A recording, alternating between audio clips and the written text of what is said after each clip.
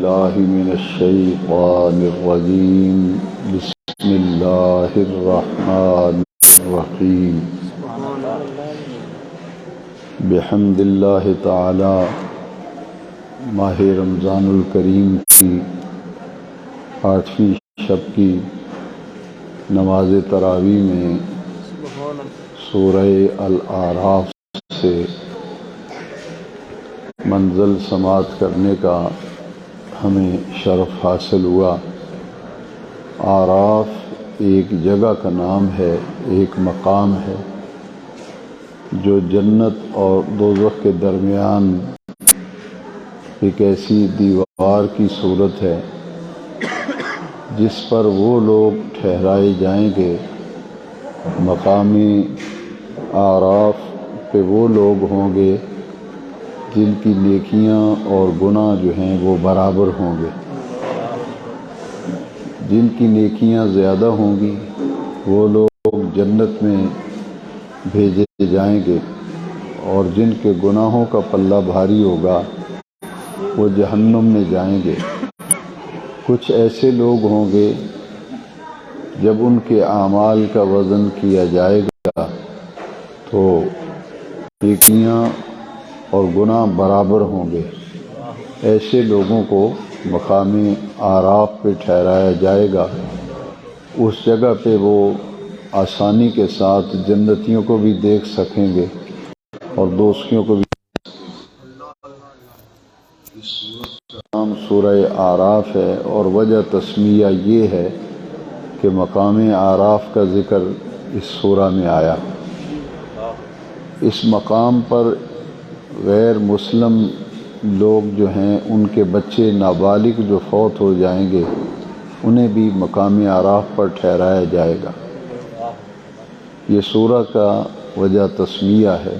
پھر سورہ الانفال کی آج ہم نے ابتدائی حصہ سنا ہے، اور کچھ حصہ کل کی منزل میں آئے گا۔ مال غنیمت جو ہے اسے انفال کہتے ہیں۔ مال غنیمت جب جنگ ہوتی ہے تو اس جنگ کے نتیجے میں جو مال اہل اسلام کے ہاتھ آتا ہے اسے مال غنیمت کہتے ہیں۔ اس کی تقسیم کیسے ہوگی اس کا طریقہ کار جو ہے وہ اس سورہ میں بیان کیا گیا، وہ کل کی منزل میں آئے گا۔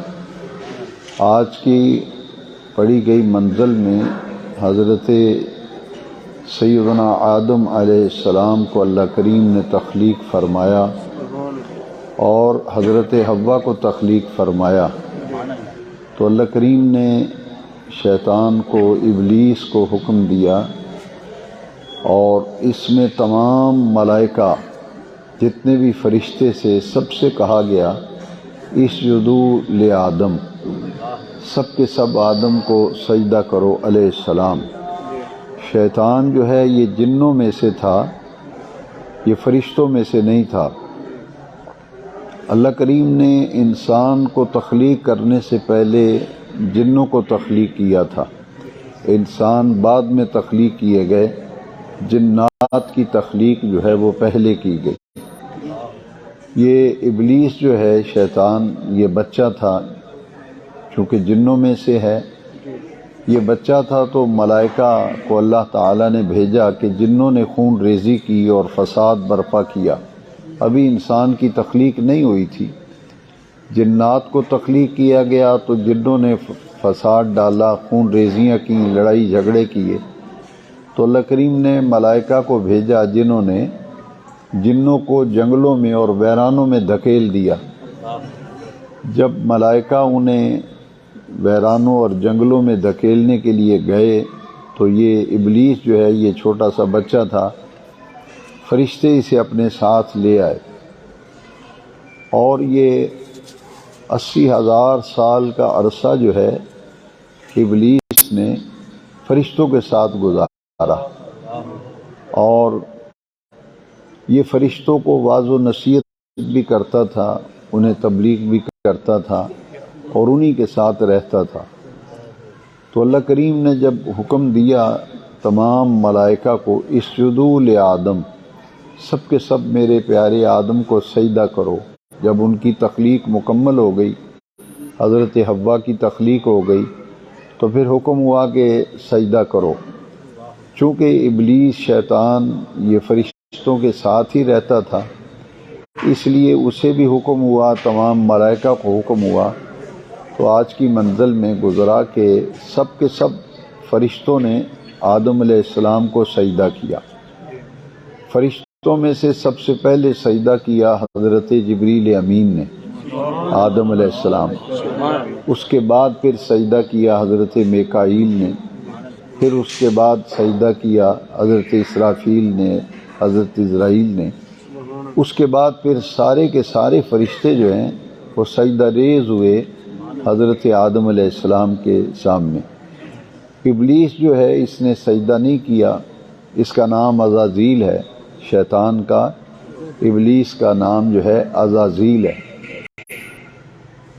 اب اس کو قرآن میں شیطان کا لقب دیا، ان الشیطان للانسان عدو مبین، یہ کھلا دشمن ہے انسان کا اور اسے راندہ درگاہ کیا گیا۔ وہ کیا معاملہ پیش آیا کہ سب ملائکہ نے سجدہ کیا، چونکہ یہ ان کے ساتھ رہتا تھا، اس نے سجدہ نہیں کیا۔ تو اللہ کریم نے پوچھا کہ سب نے سجدہ کیا ہے، تو نے آدم کو سجدہ کیوں نہیں کیا؟ قبل اس کے کہ میں اس سے آگے بات عرض کروں، ذہن سے بات اتر نہ جائے، یہ نقطہ سمجھ لیں کہ سجدے کی دو قسمیں ہیں، ایک سجدہ عبادت ہے اور ایک سجدہ تعظیم ہے۔ سجدہ عبادت جو ہے وہ تو اللہ تبارک و تعالیٰ کے سوا کسی کے لیے جائز نہیں ہے بلکہ حرام ہے۔ سجدہ عبادت ہر کسی کے لیے حرام ہے، لیکن پہلی امتوں میں اور پہلی شریعتوں میں سجدہ تعظیمی جو ہے وہ جائز تھا، سجدہ تعظیمی جائز تھا، جیسا کہ 12ویں پارے میں سورہ یوسف میں آئے گا کہ حضرت یوسف علیہ السلام کے تمام بھائیوں نے حضرت یوسف علیہ السلام کو سجدہ کیا تھا۔ تو یہ سجدہ جو ہے یہ تھا تعظیم کا سجدہ۔ کسی متبرک اور مقدس انسان کو پہلی شریعتوں میں جو سجدہ کیا جاتا تھا اسے سجدہ تعظیم کہتے تھے، تعظیمی سجدہ۔ لیکن نبی کریم علیہ السلام کی شریعت مطہرہ میں صبح قیامت تک سجدہ تعظیمی جو ہے یہ بھی ہر کسی کے لیے حرام ہے، اور سجدہ عبادت اللہ تعالیٰ کے سوا ہر کسی کے لیے حرام ہے۔ جیسا کہ بعض لوگ اہل سنت و جماعت پر یہ بہتان لگاتے ہیں کہ یہ قبروں کو سجدہ کرتے ہیں، تو یہ عقیدہ اچھی طرح سے سمجھ لیں کہ ہم اللہ تبارک و تعالیٰ کے سوا کسی کو سجدہ نہیں کرتے، نہ سجدے کو جائز سمجھتے، بلکہ اللہ تعالیٰ کے سوا ہر کسی کے لیے سجدے کرنے کو حرام سمجھتے ہیں۔ یہاں تک کہ ہم سجدہ تعظیم جو ہے اسے بھی حرام سمجھتے ہیں، کیونکہ حضور کی شریعت مطہرہ میں سجدہ تعظیمی جو ہے اسے بھی حرام کر دیا گیا۔ اور یہ جو سجدہ آدم علیہ السلام کو کرنے کا حکم دیا گیا تھا ملائکہ کو، فرشتوں کو، یہ تو سجدہ تعظیم تھا۔ سب فرشتوں نے، سب ملائکہ نے سجدہ کر دیا، اور ترتیب وار جو تمام فرشتوں کے سردار ہیں سید الملائکہ وہ تو حضرت جبریل امین ہیں، پہلے انہوں نے سجدہ کیا، پھر حضرت میکائیل نے، پھر حضرت اسرافیل نے، پھر حضرت عزرائیل نے، ان چاروں نے الگ الگ سجدہ کیا حضرت آدم علیہ السلام کو، پھر تمام فرشتوں نے سجدہ کیا۔ تو اللہ کریم نے قرآن مجید میں کئی مقامات پر یہ واقعہ آیا، لیکن آج کی منزل میں جو حصہ گزرا ہے اس میں یہ بات ہے کہ اللہ کریم نے پھر پوچھا کہ اے عزازیل، ابلیس، تو نے آدم علیہ السلام کو سجدہ کیوں نہیں کیا؟ اذ امرتو کا، جب میں نے تجھے حکم دیا تھا کہ سجدہ کر، ما منع کا، تو کون سی چیز تیرے لیے رکاوٹ بنی، تو نے سجدہ کیوں نہیں کیا؟ تو اس نے جو جواب دیا وہ آج کی منزل میں گزرا۔ اس نے کہا کہ میں نے سجدہ اس لیے نہیں کیا کہ میں آدم سے بہتر ہوں، میں آدم سے افضل ہوں، میں آدم سے بہتر ہوں۔ خلقتنی من نار وخلقتہ من طین، افضلیت اس نے وجہ بیان کی کہ مجھے تو آگ سے پیدا کیا گیا ہے، میری تخلیق، میری خلقت آگ سے ہوئی ہے، اور آدم کی تخلیق جو ہے وہ مٹی سے ہوئی ہے۔ لہذا مٹی سے آگ جو ہے وہ افضل و اعلیٰ ہے، اس لیے میں نے سجدہ نہیں کیا۔ تو یہ تکبر تھا، یہ غرور تھا کہ ابلیس جو ہے، شیطان جو ہے، یہ اپنے آپ کو فرشتوں سے بھی افضل سمجھتا تھا، یہ اپنے آپ کو فرشتوں سے بھی افضل سمجھتا تھا، اور اپنے آپ کو آدم علیہ السلام سے بھی افضل سمجھتا تھا، حالانکہ حضرت آدم علیہ السلام کی یہ افضلیت و فضیلت تھی کہ انہیں فرشتے سجدہ کر رہے ہیں، تعظیمی سجدہ کر رہے ہیں، لہٰذا اللہ کے نبی جو ہیں وہ تو فرشتوں سے بھی افضل تھے، اسی لیے تو سجدہ کروایا گیا۔ اب شیطان جو ہے معاذ اللہ، اس نے رب کو چیلنج کر دیا کہ میں نے سجدہ اس لیے نہیں کیا کہ میں ہر اعتبار سے افضل و اعلیٰ ہوں، ملائکہ سے بھی افضل ہوں، آدم سے بھی افضل ہوں، میری تخلیق آگ سے ہوئی ہے اور ان کی تخلیق مٹی سے ہوئی ہے، تو جب آگ جو ہے مٹی سے ہر اعتبار سے افضل ہے تو میں کیوں سجدہ کروں؟ اس لیے میں نے سجدہ نہیں کیا۔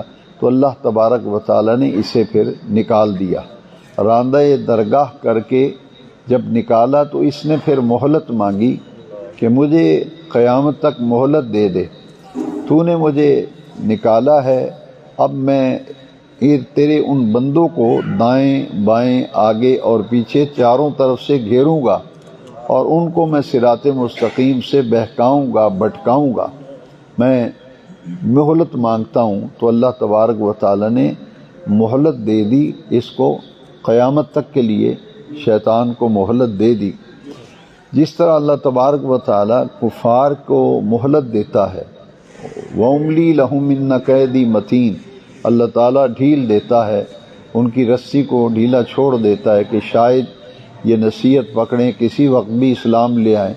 اسی طرح اس کو جو ہے کھلی چھٹی دے دی گئی، اس نے اجازت مانگی تھی، اللہ کریم نے اجازت دے دی، اور اسے راندہ درگاہ کر کے رجیم مردود کر کے نکال دیا گیا، اور فرمایا کہ آج کی منزل میں گزرا جتنے ذلیل ہیں ان میں سے سب سے بڑا ذلیل جو ہے یہ ابلیس ہے۔ حکم عدولی کی اور اللہ کے ایک نبی کی تعظیم سے اس نے انکار کیا تھا۔ تفسیر در منصور میں امام جلال الدین سیوطی علیہ رحمہ نے اسی آیت کی تفسیر میں لکھا ہے کہ حضرت موسیٰ علیہ السلام کے پاس شیطان آیا تھا اور اس نے آ کے کہا تھا کہ میں توبہ کرتا ہوں تو مجھے رب سے معافی لے دیں، میں توبہ کرتا ہوں، رجوع کرتا ہوں، مجھے معافی مل جائے۔ تو حضرت موسیٰ کلیم اللہ علیہ السلام نے فرمایا تم میرے پاس آئے ہو تو میں رب سے بات کرتا ہوں، کلام کرتا ہوں، اللہ کریم نے جو ارشاد فرمایا میں تجھے بتا دوں گا۔ تفسیر در منصور کے حوالے سے میں عرض کر رہا ہوں، امام جلال الدین سیوطی علیہ رحمہ نے اسی آیت کی تفسیر میں لکھا ہے کہ حضرت موسیٰ کلیم اللہ سے رب کریم نے فرمایا کہ اس سے کہو کہ اگر وہ توبہ کرنا چاہتا ہے اور توبہ کا ارادہ ہے تو جائے آدم علیہ السلام کی قبر پہ جا کے قبر کو سجدہ کر دے۔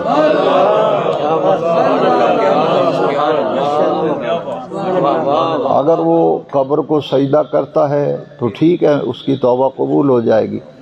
جب حضرت موسیٰ کلیم اللہ علیہ السلام نے بات کی کہ اللہ کریم نے فرمایا جاؤ اب بھی وقت ہے، موسیٰ علیہ السلام کی قبر پر جا کے قبر کو سجدہ کر دو، تو آدم علیہ السلام کو تو اس نے اکڑ گیا، وہ تکبر کیا اور موسیٰ علیہ السلام کے سامنے اکڑ کے کہتا ہے میں نے زندہ کو سجدہ نہیں کیا تو قبر کو کیسے سجدہ کیا؟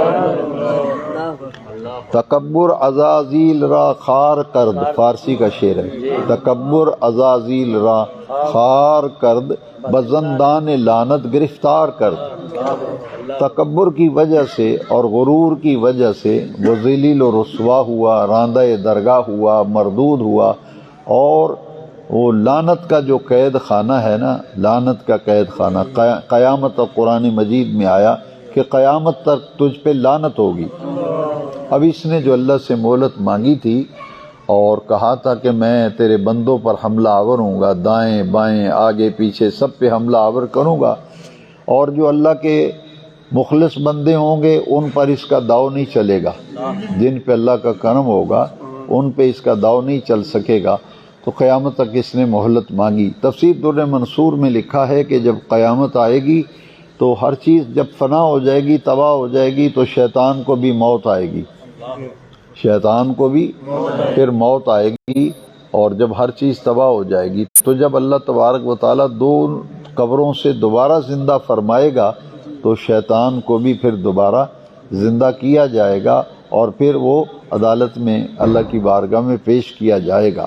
تو آج کی منزل میں یہ گزرا کہ تکبر اور غرور اتنی ناپسندیدہ چیز ہے کہ وہ جو 80,000 سال ملائکہ میں رہا، فرشتوں میں رہا، حالانکہ تھا وہ جنوں میں سے تھا، اسی لیے اس نے کہا تھا خلقتنی من نار وخلقتہ من طین، راندہ درگاہ کر کے نکال دیا گیا۔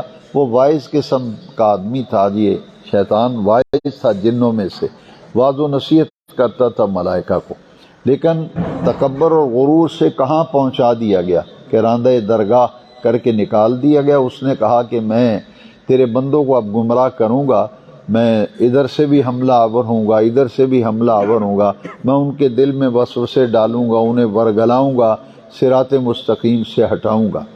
تو یہ شیطان جو ہے یہ اس طرح سے پھر حملہ آور ہوتا ہے۔ یہ آج کی منزل میں گزرا۔ پھر آدم علیہ السلام کا جنت میں تشریف لے جانا، جب ان کی تخلیق ہو گئی تو فرمایا یا آدم اسکن انت وزوجک الجنہ، یہ پیچھے منزل میں بھی گزرا ہے کہ اے آدم اور اے حوا تم دونوں میاں بیوی جنت میں رہو۔ جنت میں انہیں اللہ کریم نے تخلیق کے بعد آزمائش کے لیے رکھا تھا۔ وہ آزمائش کیا تھی؟ آج کی منزل میں گزرا کہ اللہ کریم نے فرمایا یہ جو درخت ہے آپ نے اس کے قریب نہیں جانا، یہ درخت جو ہے اس کے قریب نہیں جانا۔ اب شیطان جو ہے یہ حملہ آور ہوا، حضرت آدم علیہ السلام پر حملہ آور ہوا۔ اس نے ایسے طریقے سے بہکایا پھسلایا کہ اس نے اللہ کی قسم کھائی، شیطان نے اللہ کی قسم کھائی۔ تفسیر در منصور میں اور تفسیر قرطبی میں لکھا ہے کہ جھوٹی قسم کھائی، اور ان دونوں تفسیروں میں لکھا ہے کہ زمین اور آسمان کی بھری کائنات میں سب سے پہلے جس نے اللہ کی جھوٹی قسم اٹھائی تھی وہ ابلیس تھا۔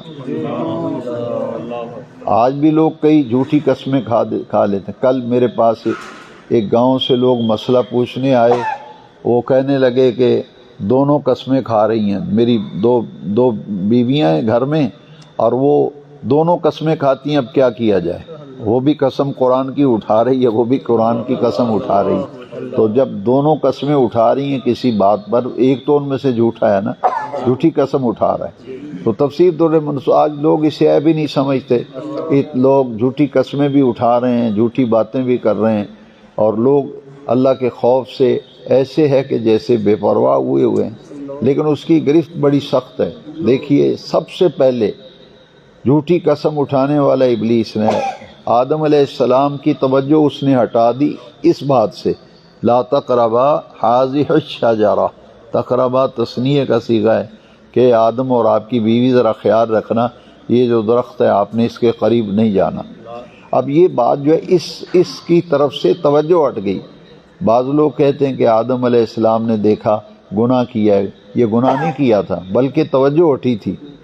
یہ توجہ قصدن اور عمدن پھل نہیں کھایا تھا، اس درخت کے قریب نہیں گئے تھے، بلکہ شیطان نے جب قسم کھائی نا تو آدم علیہ السلام اللہ کے نبی ہیں، وہ اس کی قسم دیکھ کے کہ یہ تو اللہ کی قسم اٹھا رہا ہے، یہ تو اللہ کی قسم اٹھا رہا ہے، تو قسم پہ یقین کر بیٹھے، اور جب یقین کیا تو توجہ ہٹ گئی، لا تقربا هذه الشجرہ، اس کی طرف سے توجہ ہٹی، اور وہ پھل جب کھا لیا تو پہلا کام یہ ہوا کہ پھل کھانا ان کے لیے اتنا نقصان دہ ہوا کیونکہ اس کے اندر ایسی تاثیر تھی، اسی لیے اللہ کریم نے منع کیا تھا کہ اس درخت کے قریب آپ نے نہیں جانا۔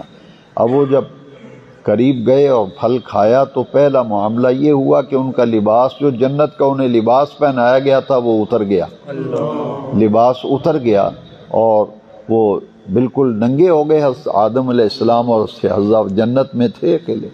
اب تفسیروں میں لکھا ہے کہ زیتون کے درخت کے پتوں سے آپ نے شرمگاہوں کو جو ہے چھپایا، تو اللہ تبارک و تعالی نے فرمایا کہ اسی لیے منع کیا تھا کہ آپ درخت کے قریب نہ جائیں۔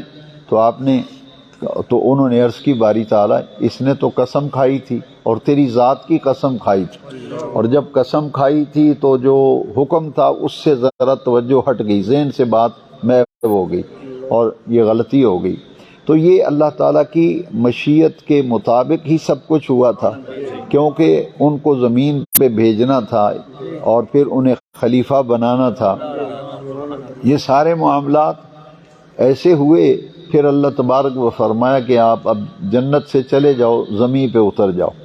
تو حضرت آدم علیہ السلام زمین پر کہاں سے آئے؟ جنت سے آئے تھے۔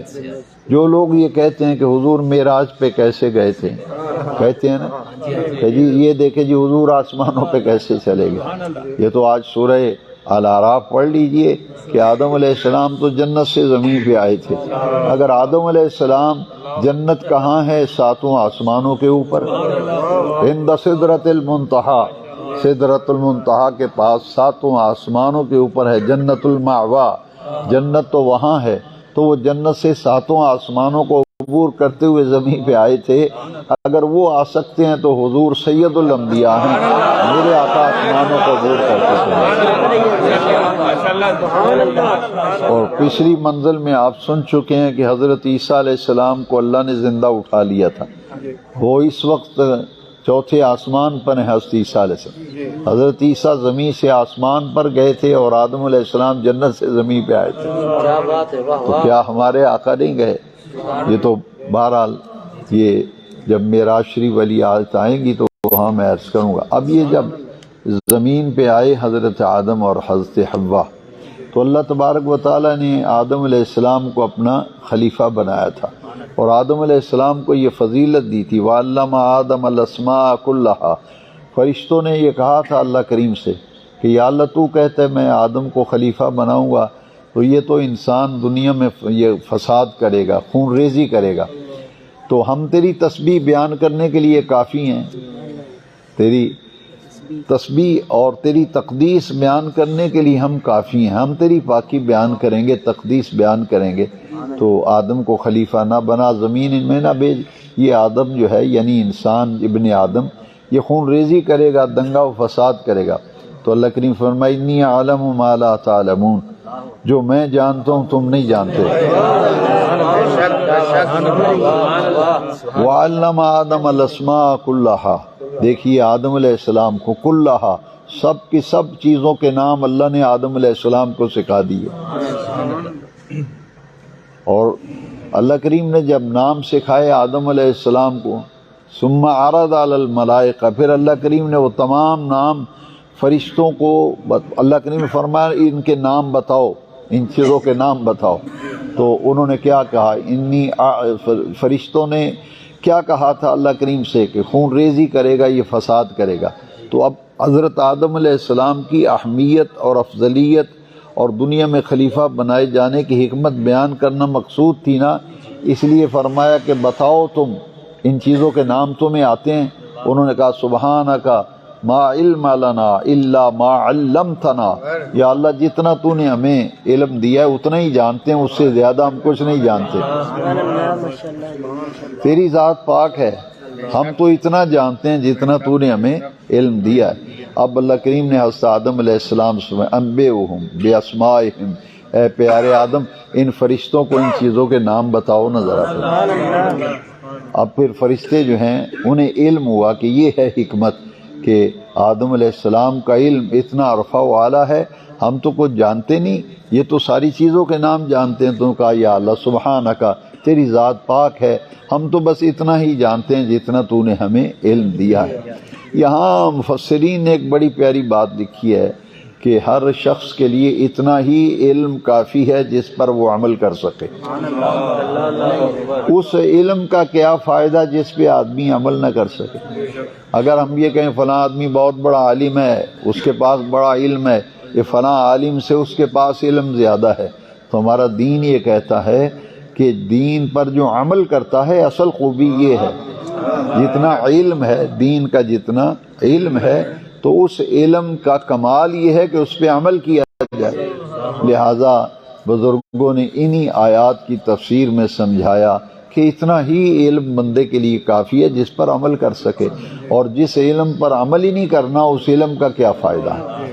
اس لیے علم تقاضا کرتا ہے کہ جتنی تعلیم ہے، جتنا علم ہے، کم از کم اس پر تو آدمی عمل کرے۔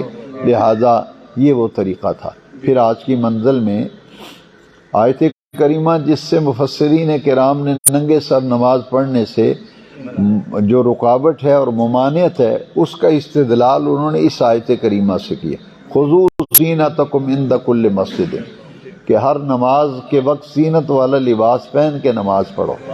تو زینت والے لباس میں تمام مفسرین نے بالاتفاق لکھا ہے، اس میں لباس میں تین چیزیں شامل ہیں۔ ایک سر کا کپڑا، ٹوپی، رومال، امامہ وغیرہ جس سے سر ڈھانپا ہو، ایک کندھوں سے لے کے کمر تک کا لباس، اور ایک کمر سے لے کے ٹخنوں تک۔ تو یعنی یہ پردہ ہے انسان کے جسم کا، جیسے کہ آدم علیہ السلام کا واقعہ آپ نے سنا۔ پھر آج کی منزل میں لباس کے بارے میں بھی گزرا کہ مومن کا، مسلمان کا لباس جو ہے وہ کیسا ہونا چاہیے۔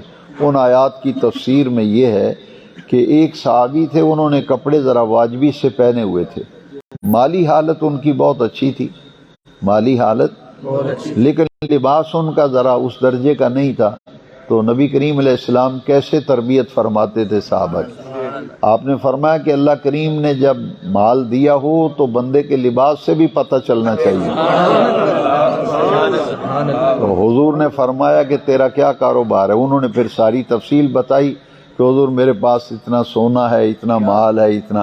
وہ فرمایا تیرے لباس سے تو نہیں پتہ چلتا۔ پھر آقا کریم نے اسے فرمایا کہ جتنا اللہ کا کرم ہونا، رب نے نوازا ہو تو وہ لباس سے بھی ظاہر ہونا چاہیے، بندے کے اٹھنے بیٹھنے سے، رہن سہن سے ظاہر ہونا چاہیے کہ اس پہ کرم ہے رب کا۔ تو آپ نے فرمایا کہ تم اس طرف توجہ دو۔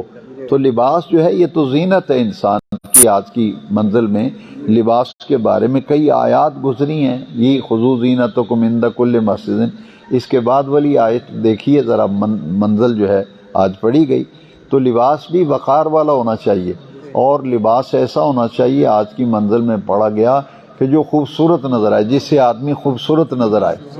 تو لباس کا بندے کی پرسنالٹی، اس کی شخصیت پر بڑا اثر پڑتا ہے۔ اس لیے فرمایا کہ لباس کا وہ اہتمام کرو جتنا اللہ نے تمہیں مال دیا ہے، تو اس کا جو کرم ہے اس کے مطابق تمہارا جوتا بھی اسی لیول کا، لباس بھی اسی لیول کا، اٹھنے بیٹھنا، کھانے پینے کے انداز بھی تمہارے اسی قدر ہونے چاہیے جس قدر اللہ کریم کی تم پر عنایات ہیں۔ وہ آیت کریمہ گزری جس سے اللہ کے جو مقرب اور نیک بندے ہیں ان کی صحبت اور ان کی مجلس اور ان کی محبت کیوں ضروری ہے۔